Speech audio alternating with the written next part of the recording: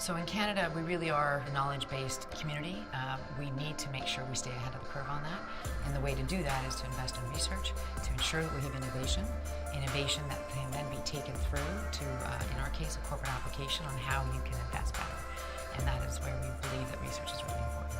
Let's say here in Toronto, we were to create a company that brings a drug to market, and it's a blockbuster drug that would generate literally $1 billion+ per year of sales. And that would be one of the biggest companies on the TSX. So even one successful biotech company, the potential economic impact is staggering.